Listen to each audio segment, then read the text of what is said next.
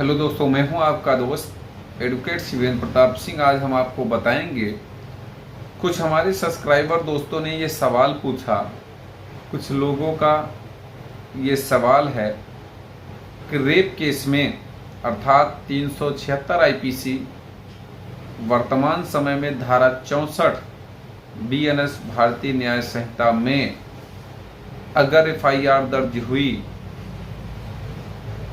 Trial चला, तो उसमें सज़ा कितनी होती है या मिनिमम या मैक्सिमम कितनी सज़ा होने की संभावना है।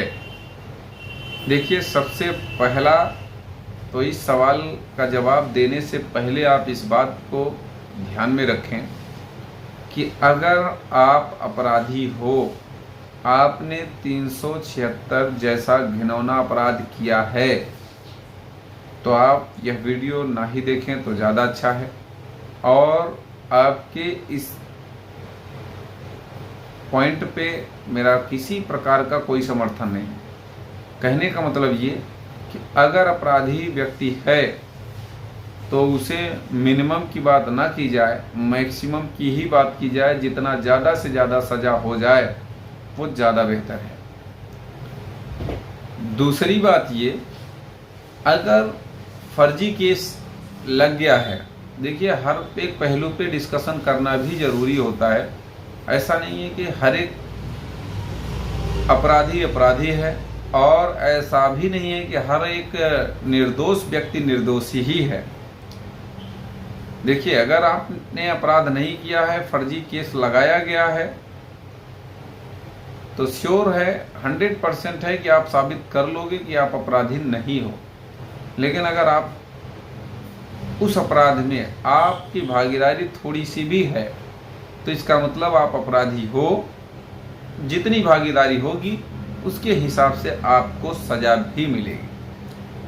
अब सर्कमस्टांसेस, फैक्ट्स क्या हैं क्या नहीं है, सवाल यहाँ यही है कि मिनिमम सजा कितनी होगी। तो देखिए, आप को कम से कम सजा होगी तो 7 साल से कम तो नहीं ही होगी, अगर सजा होगी तो। दूसरी बात ये कि कब सजा होगी कब सजा नहीं होगी, इस पर भी निर्भर करता है सवाल। लेकिन अलग अलग केसों में अलग अलग फैक्ट्स होते हैं, जिन्हें बिना पढ़े ये कहा जाए कि सजा कब होगी या कब नहीं होगी, तो ये गलत होगा। लेकिन एक बात आपको मैं बता दूं कि अगर 164 का बयान, 161 का बयान आपके फेवर में है और पीड़िता की उम्र 21 वर्ष से ज़्यादा है या 18 वर्ष से ज़्यादा है, तो ऐसी स्थिति में ये मान के चलिए किसी भी कीमत पे आपको सजा नहीं होगी। दूसरी बात ये, अगर मेडिकल में कुछ भी नहीं है, भले ही बयान आपके अपोजिट है, तो ये निर्भर करेगा कि कुछ अगर आपके पास एविडेंस है जो यह साबित करता है कि आप अपराधी नहीं हो, तो भी आपको सजा नहीं होगी। तीसरी बात ये, आपने अपराध किया ही नहीं है, भले ही 164 का बयान 161 का बयान आपके अपोजिट हो, लेकिन न 161 के बयान में, न 164 के बयान में, न एफआईआर में घटना की कोई दिन तारीख समय मेंशन है, तो भी आपको सजा नहीं होगी, आप बाइज्जत बरी हो जाओगे। चौथी बात ये, अगर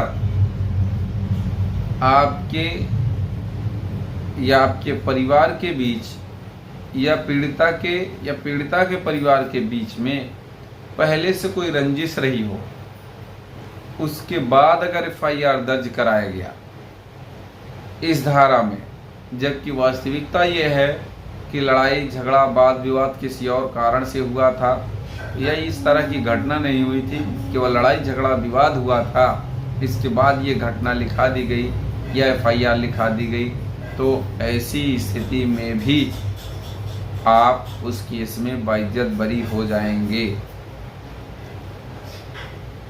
तो तमाम ऐसे ग्राउंड्स होते हैं जिनमें सज़ा भी दिखती है कि हाँ इसमें किस केस में सज़ा हो जाएगी। तमाम ऐसे फैक्ट होते हैं, सज़ा से आप बाइज्जत बरी भी हो सकते हैं, सज़ा नहीं होगी केस में, ऐसा भी होता है। अब अलग अलग केस में अलग अलग चीज़ें होती हैं। अगर आपको डिस्कशन करना है किसी मैटर पे तो आप स्क्रीन पर चल रहे नंबर पर फ़ोन करके जानकारी ले सकते हैं, या फिर कमेंट बॉक्स में कमेंट करके डिस्कशन के लिए आप पूछ सकते हैं, समय मांग सकते हैं। उम्मीद करता हूं, आशा करता हूं आज का यह वीडियो आपको बेहद पसंद आया होगा। अगर वीडियो पसंद आया तो वीडियो को लाइक करें, शेयर करें। यूट्यूब चैनल SP 72 कानून प्रयागराज को जरूर सब्सक्राइब करें।